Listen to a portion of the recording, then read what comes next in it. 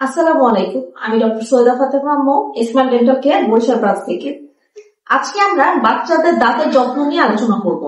প্রত্যেকটা মায়েরই একটা জিজ্ঞাসা থাকে, ম্যাডাম কবে থেকে বাচ্চাকে ব্রাশ করাবো, কিভাবে বাচ্চাদের দাঁতের যত্ন নিব, আমার বাচ্চার দাঁতে কালো কালো দাগ পড়েছে, এখন কি করা যায়, এটা কেন হচ্ছে।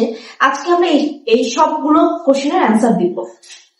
প্রথমে আসি, বাচ্চাদের দাঁতের যত্ন আমরা কত বছর বয়স থেকে নেওয়া শুরু করব। বাচ্চাদের দাঁতের যত্ন আমরা 0 থেকে শুরু করব। যে সময় বাচ্চাদের মুখে দাঁত না আসে তখন আমরা মাড়ি এবং জিহ্বার যত্ন নিব।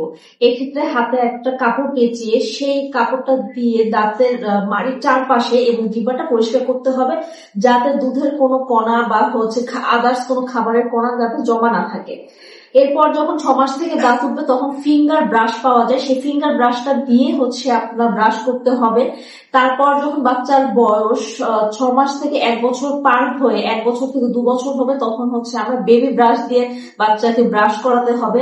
এখন কথা হচ্ছে বাচ্চাদের মায়েদের যে ম্যাডাম বাচ্চা তো কুলি করতে পারে না, সেক্ষেত্রে আমরা কি করব।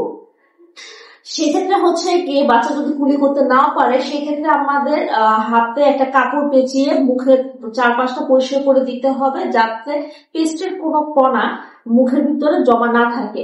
এখন মায়েদের কথা হচ্ছে, ম্যাডাম কতটুকু পেস্ট আমরা নিব। এক্ষেত্রে গিয়ে 6 থেকে 1 বছর পর্যন্ত আমরা 0 ফ্লোরাইড কন্টেন্টের আমরা টুথপেস্ট নিব। আর 2 বছর থেকে আমরা ফ্লোরাইড কন্টেন্ট টুথপেস্ট ব্যবহার করব। এক্ষেত্রে কোয়ান্টিটি হবে একটা মটর দানা পরিমাণ।